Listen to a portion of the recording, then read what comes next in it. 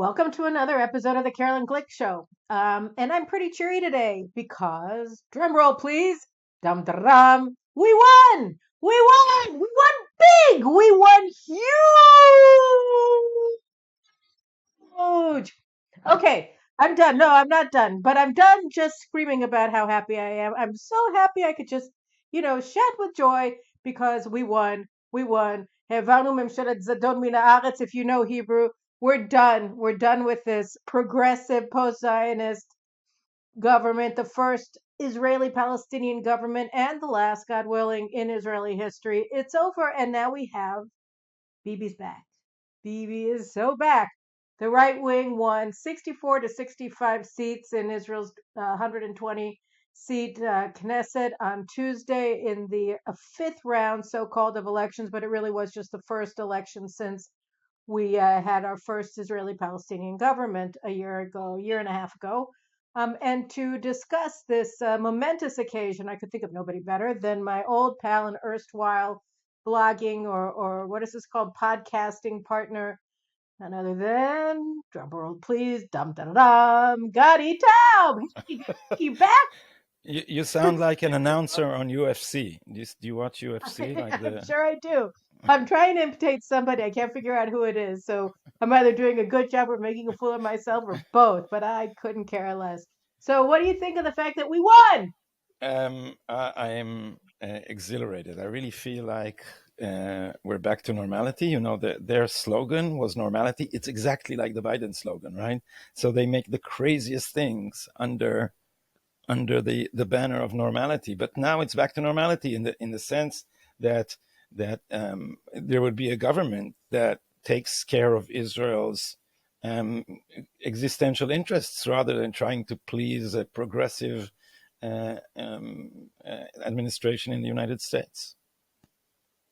It's true. I mean, what we just had was a post-nationalist government which wanted to essentially abandon our national character, our national identity, to merge into some sort of a gobbledygook of globalism, where our foreign policies and a lot of our domestic policies are actually dictated by outside actors, first and foremost, the Biden administration. And we saw this in, a whole host of their policies, particularly the foreign policy, but also our policies with regards to the Palestinians. So, in regards to Iran, in regards to the Palestinians, And and then recently in the domestically. maritime agreement Oh, there vis-a-vis you go. Lebanon, I it's put that into the Lebanon. I mean, I put Lebanon into the Iran thing, but yeah, we can I just wanted rehash to say that as well. before we probably, if you want to talk about it, of course we can, but just symbolically, look at what happened here.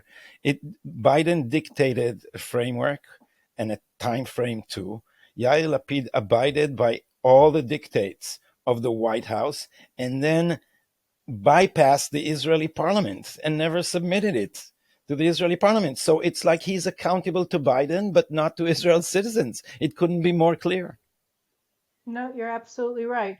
So let's talk a little bit about what just happened on Tuesday. So we have, We and won! then he was hung by his own petard, right? I mean, the reason that the right wing won, the reason why Netanyahu is making his second comeback after, he made his first one in 2009 when he came back after losing the premiership in the 99 elections to Ehud Barak, and then a decade later he came back into office. He served for another 10 years, and then he was ousted by his former aide Naftali Bennett and the left and the Muslim Brotherhood, and And the uh, and, Supreme and now Court he's and the back, Attorney General.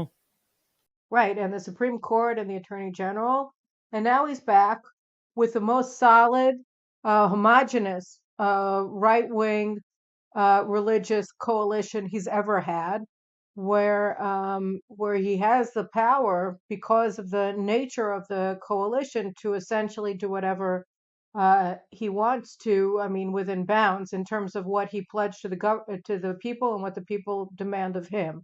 So this is actually a totally new kettle of fish.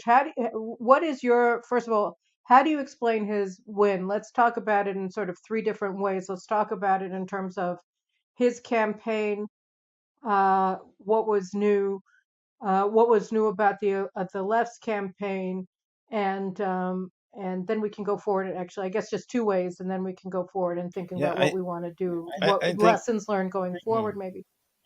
there's the substance and then there's the form. The form is the campaign and its messages. I think that was very bad. I think he won despite a very confused campaign. I think it had too much humor in it. They had all these little videos of Netanyahu, knocking on a family's door and saying some little skit, which is the wrong way to sell Netanyahu. Netanyahu is an extremely adept, very well informed and well read intellectual. And there's no need to sell him as a clown. It's just not the right thing to do. And Israel is a pressure cooker. It's not like America. The issues are pressing and existential. And and I think he won on content and on merit, despite not conveying that in his campaign. It's just that people knew and understood. People saw there was a government who was not taking care of our existential interests, that was accountable to, Yair Lapid, the caretaker prime minister, is a very uneducated um, um, journalist that never finished his high school studies and has no clue about history or anything. He was quoted, I don't know, this is for English speaker.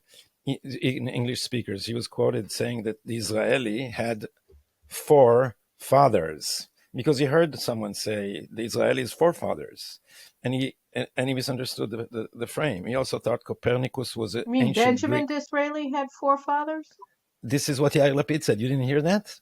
He said Arbat I thought he was Avotav. talking about forefathers in the Bible and got it confused No, with, no, no, no, four no, mothers and no, three fathers. no, no, no. I He think he said, did that too. mm, I think uh, he did that too. maybe he did, but I can tell you for sure what he said about the Israelis. He said the Israelis' forefathers said this and this and this because he misunderstood what forefathers in English is. So this is the guy who's running the show, and his conception of being a prime minister is celebrity. If you look at his Facebook page, the background picture is him kissing up to Biden. And I'm saying kissing up because he's indisposed, like trying to find favor with the big guy, as if I can quote Hunter Biden's famous phrase.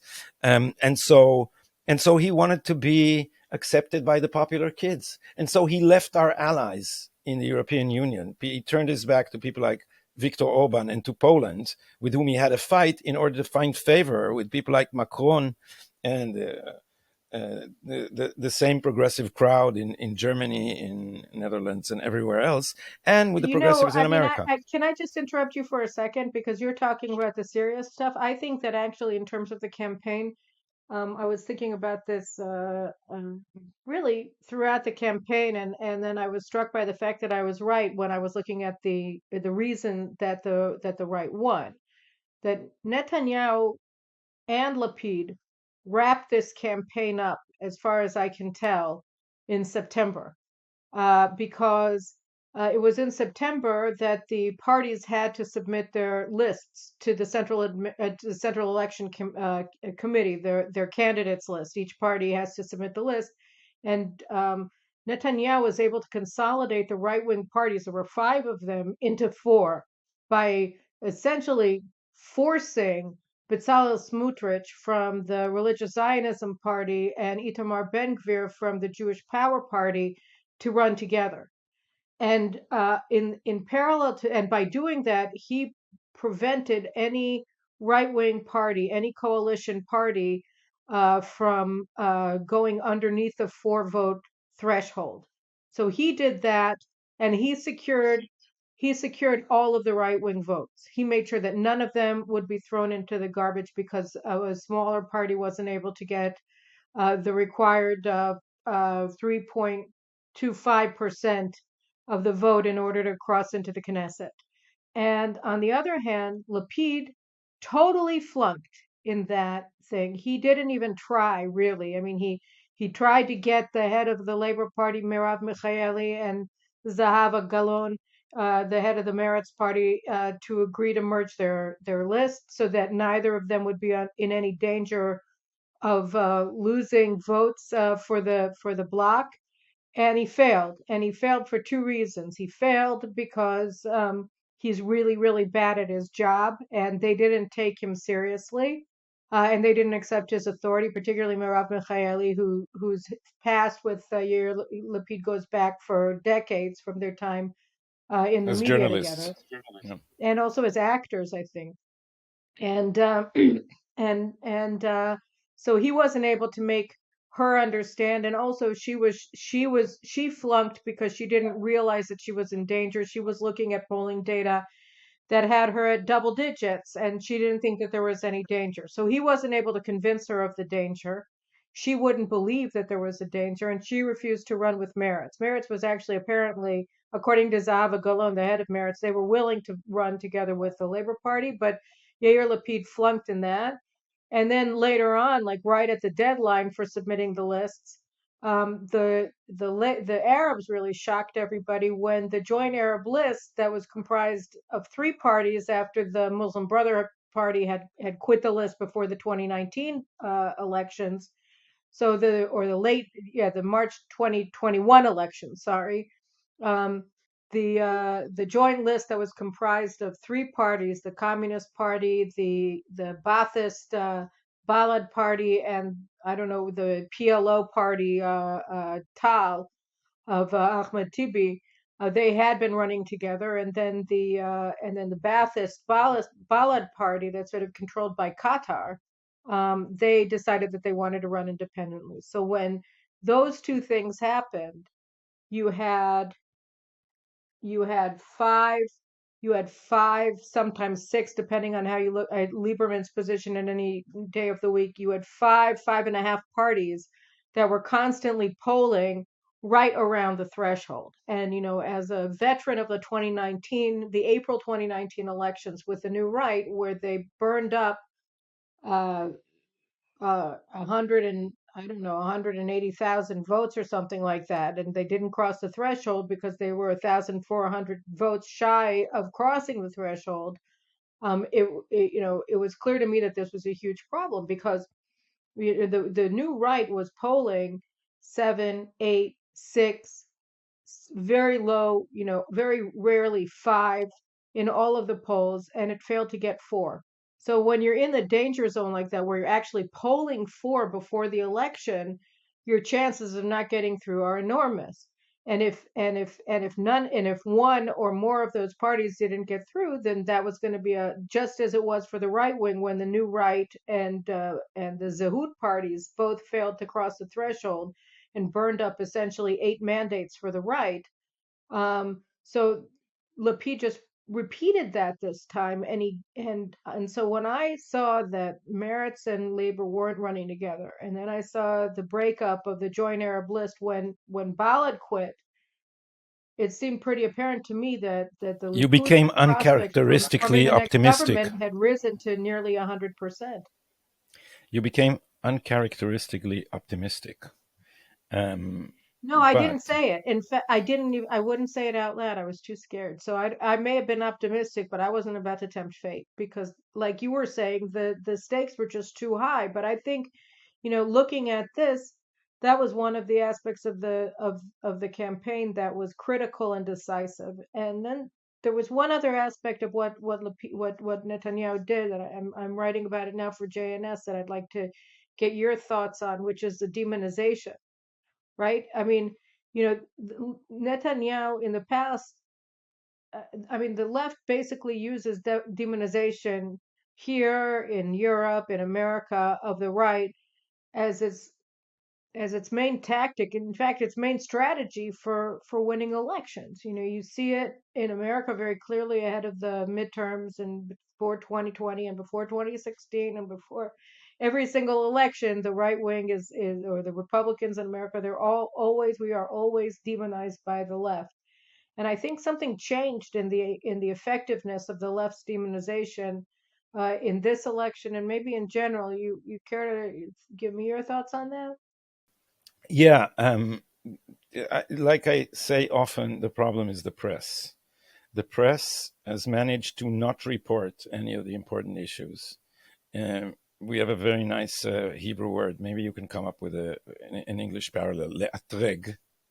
It's to treat gently, like the etrog that we have in Sukkot, which is held in a box with straw or something soft around it, and so Excellent. Yeah, well, it's a they styrofoam and it's present in arranging. Is the etrog is a citrus fruit. It looks like a lemon, and it has this little top to it. If you're not familiar with it, it has like this little stem on top, and that's what. Ooh, there's your cat, and that's what one of makes it them. kosher. And if oh, okay, and if you don't have if you don't if the little stem on top is at all broken, then the Then you can't etrog is use no it for longer the kosher, and you for can't use it in rituals in Sukkot. So an etrog, when you buy it, you purchase it in a box that's lined with styrofoam, or in the past, straw or whatever, to protect it in every direction so that it won't get any shocks on the stem. I think we And can so say kid gloves. They yeah, but it's not the even kid gloves. I mean, kid No, gloves no, is but for as the if you're going to metaphor, in order actually to hit them, say, but you're not going to hit them too hard. yeah, Yeah, but that's yeah. right. Here, you thought of it. I didn't. So the press here basically, because what happened to the press since Oslo, and it happened to the press not just here, it's also in other places in the West, in the United States, it's even more pronounced. The press has abandoned its old role in trying to report reality. It changed it to a new mission in trying to educate the public.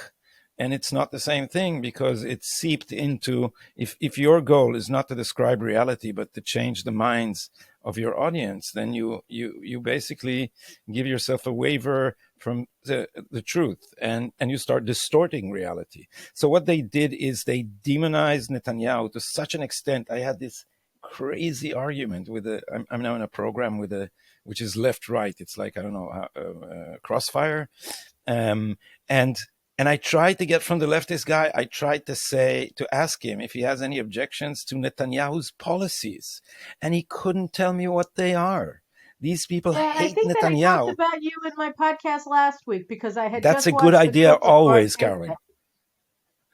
Um, Well, and you it's well you amazing. had a knock out on that one, but yeah, no, I mean, say so you retell the story at any rate, because As I yeah, may be so having a I similar tried moment. this to ask him, what is it about Netanyahu's policies that you hate so much? And he said he didn't have any policy. So I asked him, Israel was quite a success story in the last 2 decades. Did that happen despite Netanyahu or independently of Netanyahu? He said the only policy Netanyahu has is to take care of himself and his family. And it reminded me exactly of what happened to political discourse in America, because I sometimes have American politics are also one of my interests, and I often have conversation with American friends about Trump, and I keep asking, what is it about Trump's policy that you didn't like? And they kept saying there is no policy, and there's like the lowbrow.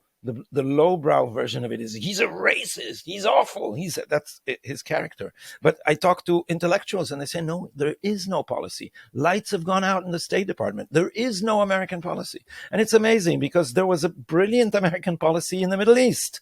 Netanyahu, along with Trump, Mike Pompeo deserves part of the credit. He was on my podcast where he explained what the American policy here was very clearly, and how it led successfully to the Abraham Accords. But you can't get leftists to argue about this, because for them it became a drama of good and evil. It's like Orange Man bad. It's like Netanyahu is evil, and you can't get over the argument. And what happened is that this hate campaign supposedly was supposed to be buttressed by Netanyahu's trial, and in Netanyahu's trial it emerges ever more clearly with every passing day of the cross examinations that there is nothing, that Netanyahu had been framed. And so what the press does is not report about cross examinations. It's like, if you live in Israel, it's an amazing phenomenon. They report the examination by the prosecution, which of course makes it seem like Netanyahu is guilty in bribery and that's nebulous kind of offense that we have here, which is breach of trust, it's called.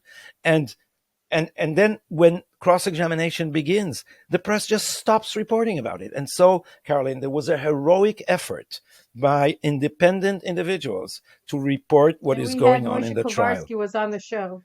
Great. So this is the what is called the 315 project. 315 project. Yeah, and you probably explained what it is. And then there's Kinneret Barashi and the Independent Studio for covering the trial. And then there are I the because investigative. Yep. just to get, Netanyahu tried repeatedly to allow for his trial to be televised, right? And they of course refused because they wouldn't want transparency in anything that they've done in relation to framing him. So Kinneret Barashi, who is a defense attorney and a public figure in Israel, she got together with four or five other people and journalist reporter Eli Tzipori, who was one of the first journalists who really was pointing out that the whole bribery concoction that they were building against Netanyahu from the very earliest stages made absolutely no sense because he was a telecommunications reporter, a reporter on the telecom industry for an economic paper called Globes. And so he was reporting this almost every day, just how weird it was. And he was on the left that the regulatory allegations against Netanyahu made absolutely no sense from a substance perspective. So over time, he became more and more sort of sucked into the vortex of the framing of the prime minister in these charges that made absolutely no sense just from the perspective of the industry. And so, of course, in time, he was forced out of his position because how can you allow somebody to report reality in the media? And at any rate, so he worked with Kinneret, and Ellie has actually basically taken up a second residence at the Jerusalem District Court. And he was acting as a stenographer, more or less, for what was going on in the courtroom and sending it to Kinneret.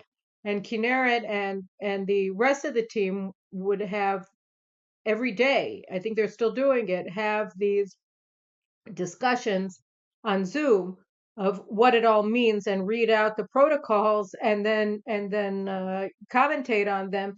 And yeah, so I mean their impact has been significant, and this is just an independent initiative by people who just can't believe that we've just been subjected to a legal coup d'état. Yeah, and the parallels with the United States are again striking. And this whole legal procedure is actually an info op. It's a smear campaign. It's not an actual legal procedure, Proceedings.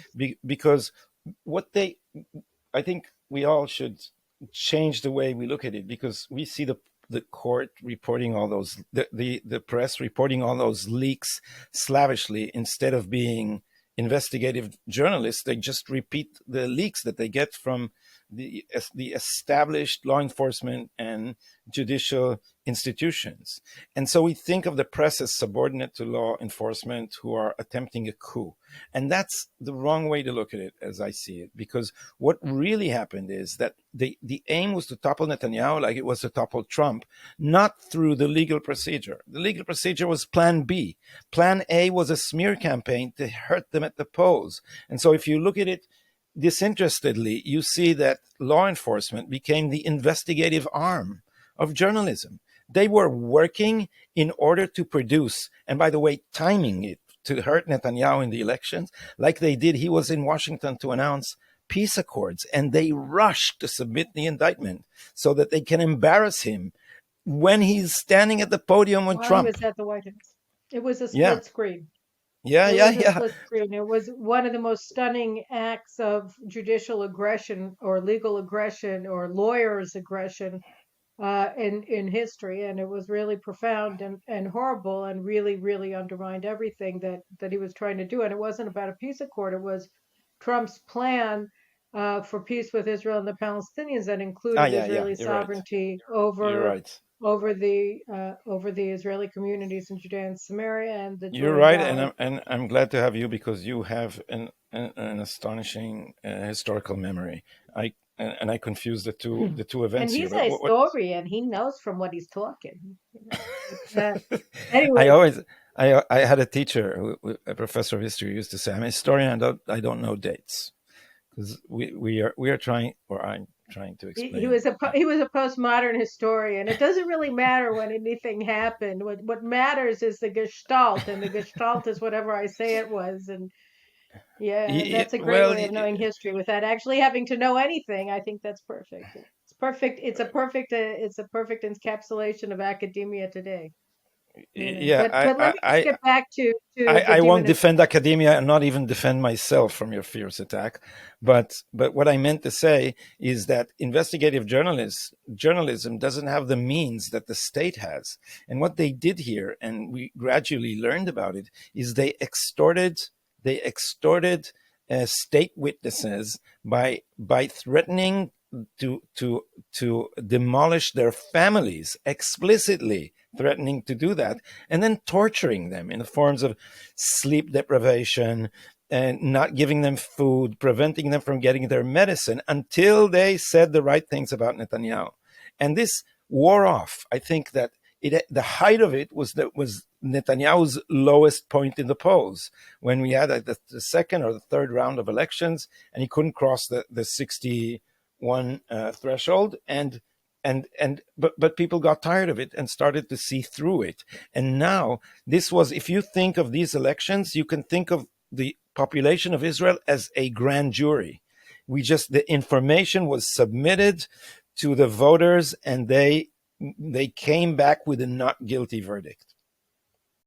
I think you're right, and I think that the I don't want to belabor this because I don't want to spend the entire conversation talking about the trial. But I thought that one aspect that happened last week was really notable, which is that one of the people who was most responsible for sort of conjuring up this info op, and who has a long history of using law enforcement and the judicial and the state prosecution as his sources for his investigative programs is Raviv Drucker. He's a so-called investigative reporter who's really just a left-wing apparatchik who runs an NGO that's funded by the New Israel Fund. I mean, just to give you guys a sense of how shameful it all is.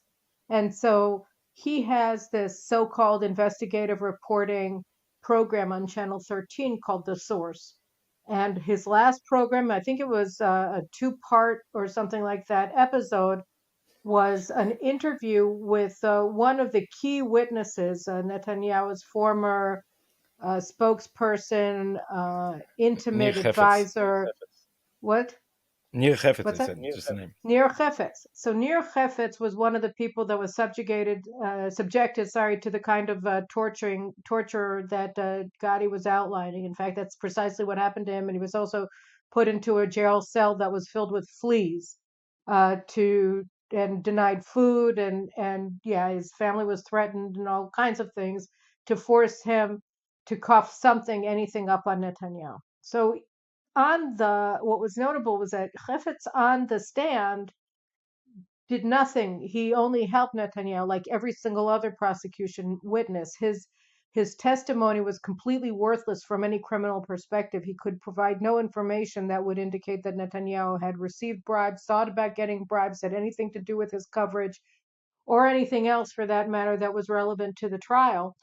But then Raviv Drucker gave him, allegedly, was it $300,000 to come on his show and present tape recordings. I mean, one of the weirdest, most sort of appalling aspects of the whole story with Nir Hefetz is that he was the intimate advisor not only to Netanyahu but to his family. So he had very close relations with Sarah Netanyahu, and I would assume Yair Netanyahu, their son, and perhaps Avner Netanyahu, their other son, who was much less involved with the whole uh, operation of the prime minister's bureau than Sarah, or involved with it than Sarah and Yair Netanyahu.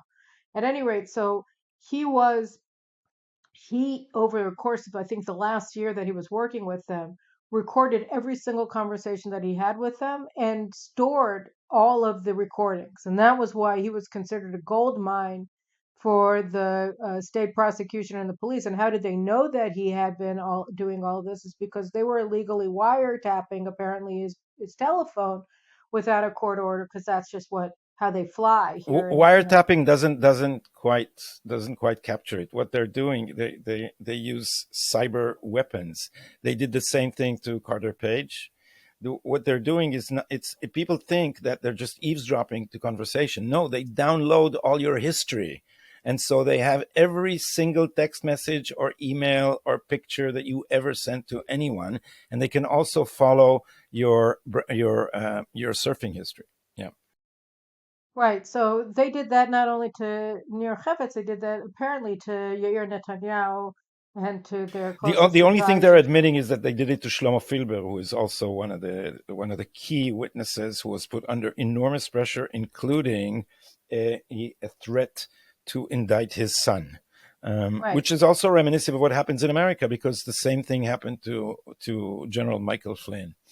But what, Carolyn, if I can Let me just divert say from the one thing. subject a So little bit, yeah, yeah. no, but the only thing I wanted to say about Raviv Druger's thing was that, so he gets Nir Chavetz on and he asks him to give him um, the recordings of conversations that have absolutely nothing to do with the criminal probes. Just so it was all intimate conversations that he had with Sar Netanyahu about all kinds of things related to the Netanyahu family, um, to make her and her husband look as bad as possible a week before the elections. And the reason why it was notable is because it showed the true nature of the entire operation against Netanyahu. So we couldn't do anything to get him off. We're in trouble because the legal stuff has fallen apart. So now we just want to tell everybody what a terrible person he is. And so that was sort of the last minute thing that they tried to do in terms of that. But I think, The yes, to October just to go back surprise. to the demonization that I was talking about, and actually what I wanted to discuss was, yes, the media is an adjunct or maybe sometimes even the leader of the opposition in Israel. They run the campaigns against Netanyahu. They run the campaigns against the left, of the right. They run the campaigns against right wing policies, reform efforts, the substance, everything that's been done. I mean, the when Netanyahu sealed the Abraham Accords, they got almost no coverage by the media, and instead the media pretended that this was terribly corrupt because Netanyahu didn't have a problem with US F-35 sales to the UAE following the deal. And so they were trying to present it to the public as if there was something deeply horrible about Israel allowing its operational partner to receive F-35s. So that they opposed the Abraham deals and they tried to present them to the public as something tawdry and corrupt and bad, which was notable. But what I wanted to talk about was that they've been how ineffective they are, and why it is that this was ineffective. Because, like you said, part of it was that Kinneret Barashi and the 315 Project and Channel 14 and you and me and a lot of other people who have been very, very closely covering what happened with Netanyahu and the state of his trial, exposed that there was nothing. But I think that there are other things that have happened over the past year that have also weakened the media's ability to eh, to persuade the public, that or that has undermined the media's credibility with the public. And one of the main things that I found is Channel 14 has had a really revolutionary impact on television. It only launched last December. And I wanted to talk a little bit about that because I think that the most innovative thing that Netanyahu did in his campaign was that he refused to give television interviews to any television station except Channel 14. We have Channel 11, Channel 12, Channel 13, and he boycotted all of them. He refused to speak to any of them, and he only gave interviews with Channel 14. And they, of course, have been and remain up in arms against this. And I think he did the same thing with Army Radio. And so these are the arms of the media party, and he boycotted them, and I found that to be um, a really innovative and really really notable. So he won this election without having given any interviews to our left wing media, and that to me is also really significant. Yeah, I want to say one thing about structurally about what happened and compare it to other places, because I think that partly what happened here is happening everywhere. And Israelis didn't stop talking about Ben Gvir these elections. The opposition, we know why, because they wanted to scare us with this is the new Kahana, it's the fascists are upon us. Ben Gvir is actually very radical. He toned down his rhetoric, but he's a radical, no doubt. And this is happening all over the West, because when the globalist elites attack the national um, character of the state, or they attack nationalism, the response everywhere is the rise of the deep right or the extreme right, and we see it all over Europe. While the progressive elites are supporting the the EU and its gradual encroachment on the sovereignty of nation states. And then what happens is we see the rise of the Swedish Democrats in Sweden. We see the rise of Giorgia Meloni in Italy. We see the rise of the Freedom Party in Austria. We see Alternative for Germany. We see this. We see this all over the West when the Well, you elites also are. see it with the demonization of George W. Bush. I mean, I would argue that Itamar Ben-Gvir is really more in parallel with Donald Trump than he is with even the AfD, the Alternative for Germany, or the Swedish Democrats, because I mean Netanyahu is not a populist. He is sort of a garden variety conservative and free market guy, and they demonized Bush, said Bush is Hitler, But and Bush Caroline, was he's a really a nationalist. moderate. What they don't like What? is nationalist. What they don't like is nationalist leaders. It's always the same. And the attack on Trump and the attack on Netanyahu were both cases of their attempt to intercept a nationalist leader by means other than the polls, because they are a minority. But what we see here is a trend to the rise of deep right parties as a response to post national elites. I mean, yes, but I just wanted to get back for a second to the alternative press, which I see you didn't want to talk about, because I think that it's extremely important, because the What do you fact that mean you I have don't want to Channel talk about it? I 14, raised this you subject. change the subject immediately, and I want to go I back to what start. I want to talk about. It's my show. It's my Okay, okay. Listen. no. Are you no? The reason why I think it's It's your important is show. because it Do whatever shows. you want. I don't want to throw you off. I wanted you to respond to what I said. So, I mean, do you understand what I'm trying to get at is just Absolutely. that they're not as powerful as they think they are. They think that they're all powerful and they can't stand any competing voices. I mean, I think I talked about this last week, but the effort to ban Channel 14 and to call that channel election propaganda, when all channels 12, 13, and 11 put out, for the past 100 years, is election propaganda for the left, was stunning. And it just shows that they cannot stand having any competition in the war of ideas. They can't. The Israel Hayom law of 2014 that Lapid put out is the same thing. That the left's whole concept of governing is demonization and silencing. And of course, deplatforming, ousting, through judicial coups or whatever you want to use, but it's It's all always Saul about the Alinsky. It's all eliminationist. The Saul Alinsky dictate. Don't attack the issue, attack the person. And I think that Netanyahu got away from this and was able to win again because let them he he didn't he didn't give them anything to work with. I think that if you look at the ads that you said don't make any sense because they're funny and they make him look like a sweet guy, um, you know, the impact. I mean, I think he may wrongly think that Israelis are too superficial to understand the depth of what he is able to accomplish And I think that that's a big flaw of his. But I think that then again, it works because he's by having these kinds of ads, and this isn't the first campaign that he's used them in, where he's sweet and he's nice and he's very personable, is that he's trying to show that the demonization of him that the left has done is a total lie. And so I think that in a way that is his indirect response to the demonization, is making people love him.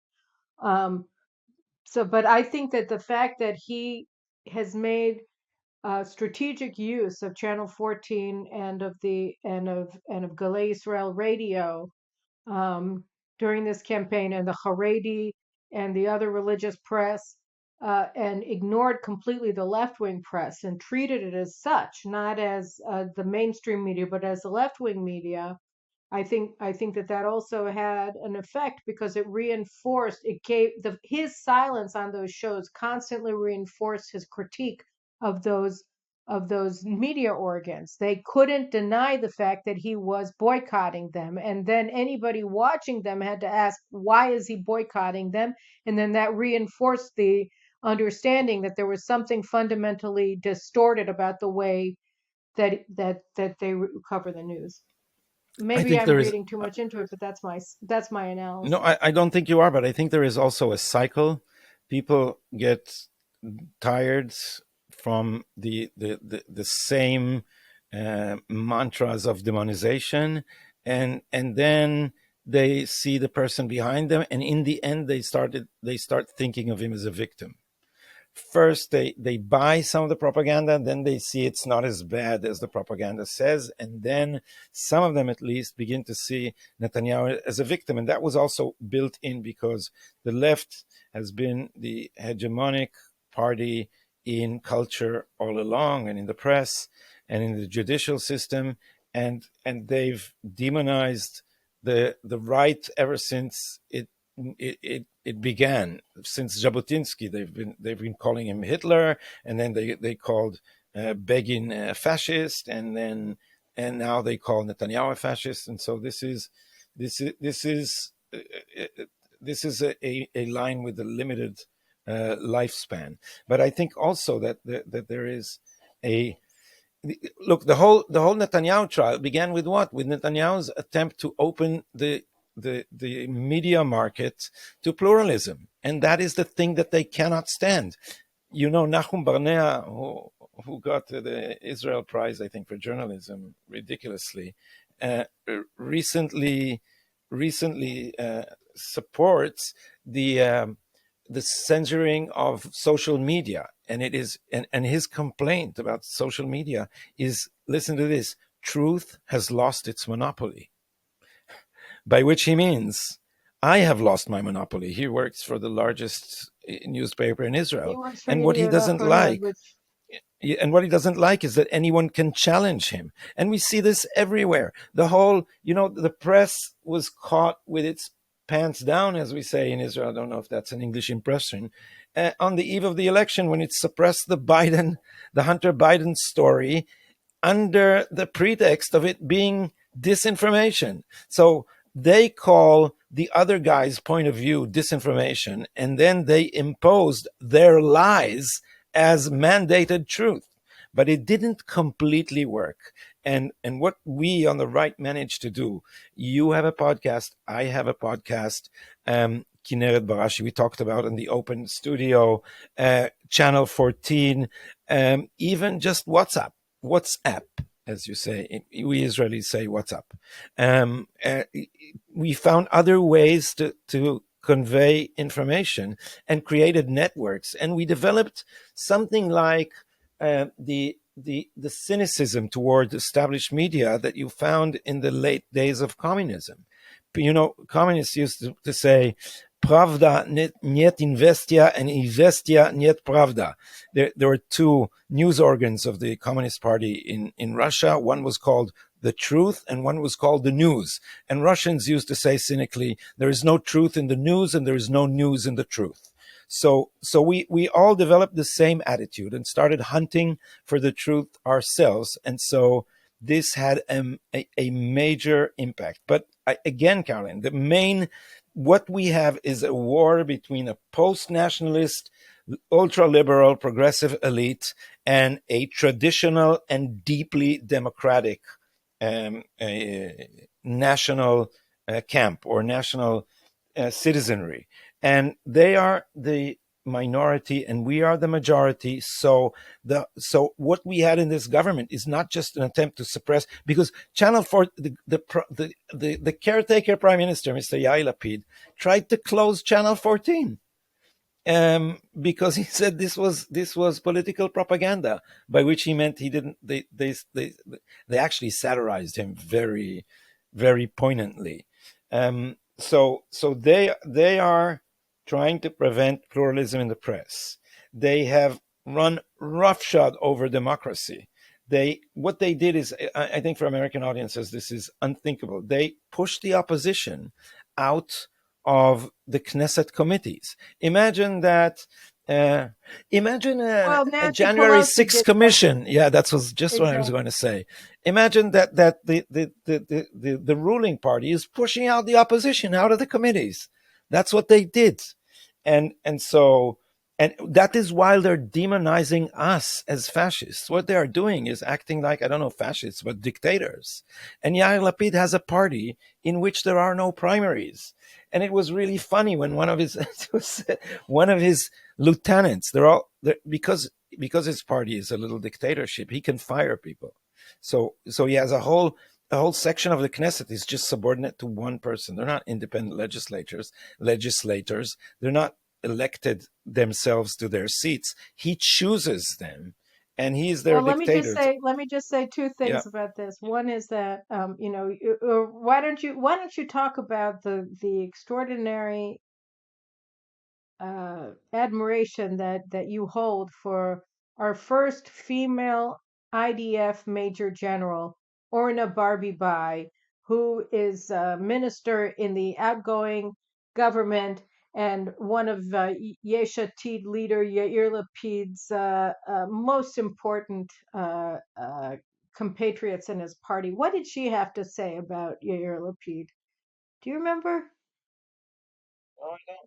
Oh, she said that there's one God and there's one Yair Lapid, right? I In mean, which now, did she say it in this order, or who's first? yeah, she said it. No, she said, אחד אלוהינו ואחד יאיר לפיד שלנו, or משהו כזה. She said something like that. That she said that she compared Yair Lapid to God, So and let it me was, point out that and she had to, right? she gave God the advantage by putting him first. That's not something we should ignore. But what Ram Ben Barak said is that, and this is, in the Likud there are primaries, and this is the eve of the election. And what does he have to say? He said Hitler was also elected democratically, and the first thing he did was cancel the courts and then pass all his legislation, which is what is the comparison? So Netanyahu, because he's a Democrat, he's Hitler, right? because he's going to be elected democratically. Secondly, he doesn't know anything about history. So the courts in Nazi Germany supported the racial legislation, and Hitler didn't cancel the courts. He canceled the parliament after it was allegedly burned by a communist. And why are you making these comparisons at one moment after Yair Lapid says that he's not going to consult the parliament, the Knesset, because the opposition is irresponsible? It's like, don't get into this comparison. You're walking into a trap, you idiots. Except that they're used to something. They're used to a situation where nobody questions what they say, and they're able to get away with the most preposterous lies and the preposterous statements in the entire world, and they'll never be called to account for them. And that's why, they think that they can make these statements. Same with Nahum Barnea and Yediot. I mean, he has written some of the most outrageous incitement and demonization of his political opponents on the right and in Orthodox communities and in Israel for the throughout his entire long career as a propagandist posing as a reporter. And what he took issue with was the very notion, the revolutionary concept that somebody might have an opinion of this and actually voice it and be heard. And that's the problem that they have with the media, and to a large degree, they're successful. They changed the editorial position of Israel Hayom, right? I mean, it's no longer a right-wing paper. It is an institutional paper that will not voice any significant criticism or expose in any significant way any of the lies of the left or the legal fraternities ouster through judicial and legal coup of a sitting prime minister. So, this is something that they were able to do. They were able to bring an ostensibly right-wing paper to its knees through their intimidation and demonization. And so they have had and they didn't, to a certain degree, they did the same thing with Makori Shon by saying that the editor of Makori Shon, Chagai Segal, is a terrorist. So, I mean, they know which buttons to press, and they look for those buttons to press, just as they did with Nir Chefetz, just as they did with Momi Filber, just as they did with all of the state witnesses against Netanyahu, or attempts to make state witnesses against Netanyahu. They look for everybody's weak point to try to force them, to cow them, to make them bow and shut up. I mean, the main thing is shutting up. So that's why I feel like Netanyahu's decision not to give interviews to any of these television stations was so revolutionary.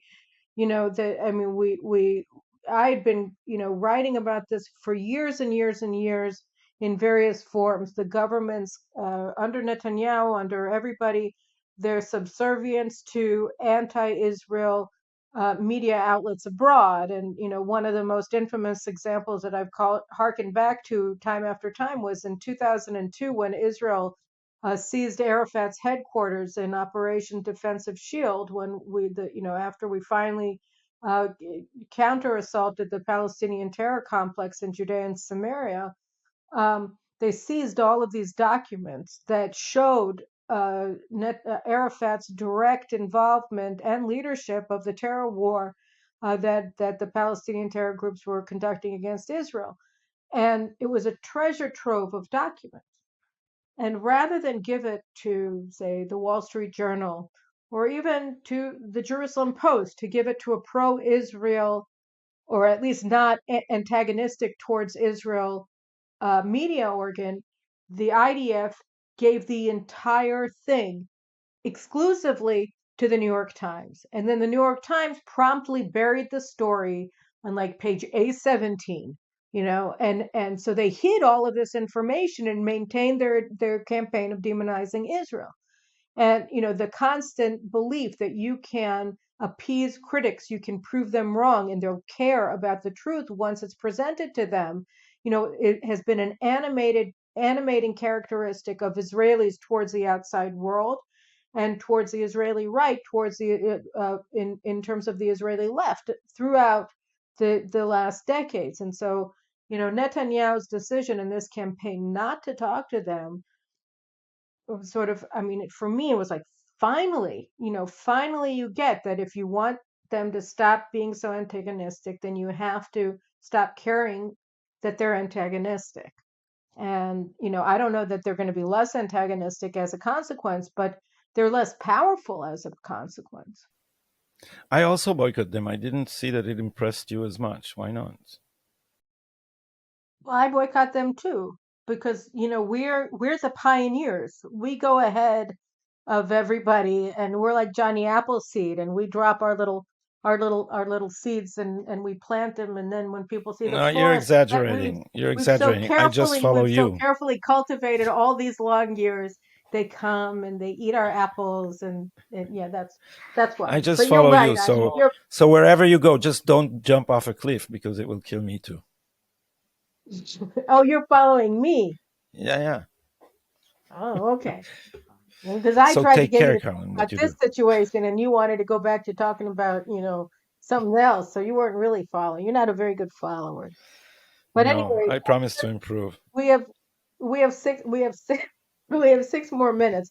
So why don't we devote them to what we can expect from this government going forward? Um, you give me your thoughts. First of all, it is crucial that we have more than a 62 majority. So the counting is not over yet. By the time this is up, we will probably know that Meretz is out. This is what it seems like now. The polls, by the way, predicted a tie between the two blocs, the Jewish bloc and the globalist bloc, and and they fail to see the advantage that we have. But we need more than a margin of two, because as we know, and in this program, I haven't tired of saying it, and neither have you. We have a very politicized law enforcement agency. The Attorney General office is extremely politicized, and you can be sure as rain that if this coalition depends on a one-person majority, they will find the Right one now it's at person, 65% with 94% 65 seats, 65, 65. 65 to 65 to 50 for the current coalition, and then the Arabs are the extra five, which are part of the coalition, but it's 65-55 split with the Arabs. Yeah,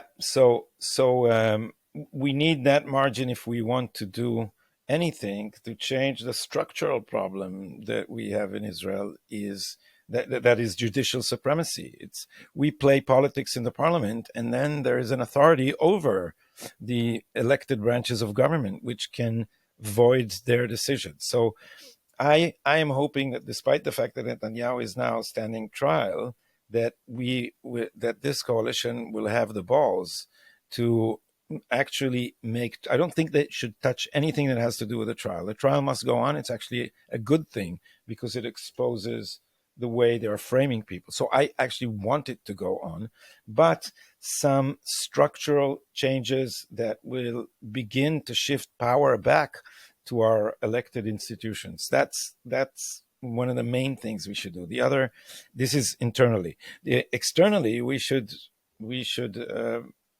go back to fighting Iran in an effective way that is not being sock puppets for the Biden administration that is pro-Iranian.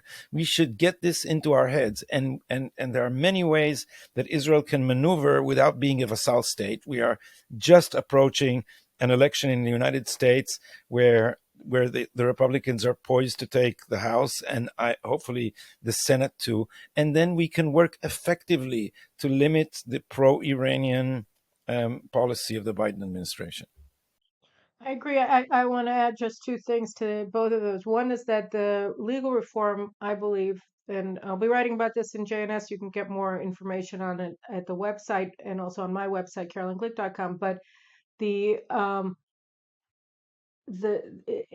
time is of the essence. I think that the faster, regardless of how large the coalition is, I think the faster that they can do the kind of significant institutional reform we need to put checks and balances on our legal fraternity, the better, because the longer they wait, the less they'll be able to do, because you get the other side is going to get organized, they're going to catch their breath from their stunning loss, and they're going to do everything that they can to stop. And the other thing is that you want to do as many reforms simultaneously as you possibly can, because the court will probably try to block a number of them. So if you're able to put forward, 15 different actions at once, and they try to push away three, then you're going to get 12 through.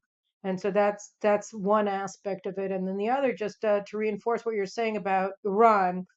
Um, Iran is in the throes of a revolution. We've talked about this before on this show, and we'll talk about it again and again and again. This is a revolution, what we're seeing on the streets in Iran. I just saw a report this morning, Moti Kedar put it out, that, and this is anticipated, is that let me just see whether I can find it.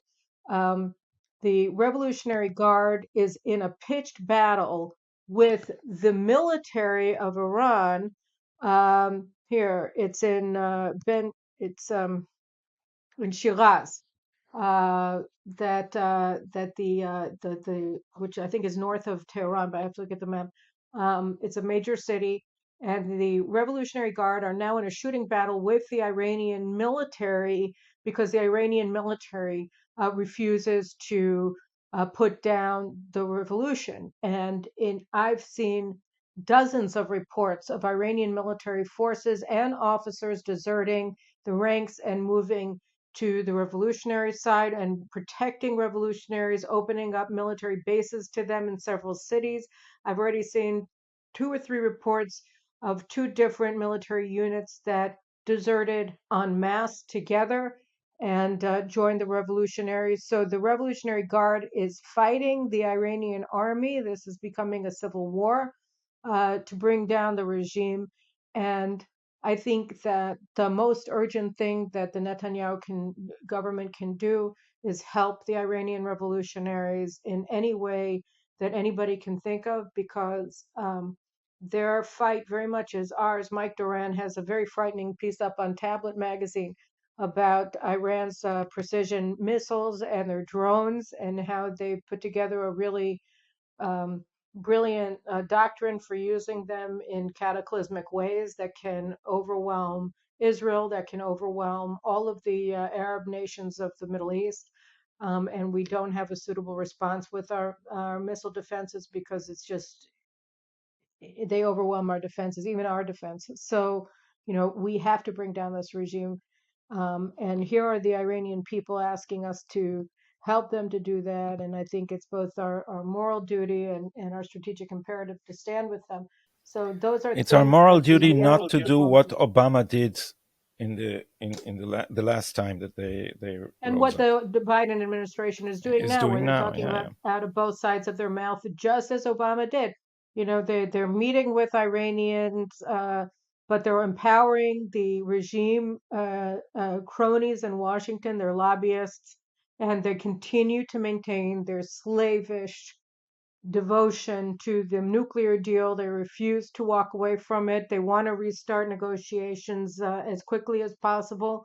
And they don't care that they're planning on giving hundreds of billions of dollars automatically to the Iranian Revolutionary Guards that are now killing not only the Iranian people, but the Iranian military that stands with them. This is the best chance that we've had since '79 to bring down this regime. And the Americans aren't helping. So Israel has to step in and do everything we can, together with the Saudis, together with the UAEs, together with all right-thinking people in the world, to bring down this regime. And thank God, we're going to end where we started, right, Gadi? Thank God we have a Zionist party, a Zionist government back in charge in Israel, or we're about to get them back in charge in Israel, and we'll have a government worthy of our people, right? Yeah, and hopefully we will see this happening in other places, first and foremost in the midterm elections in the United States.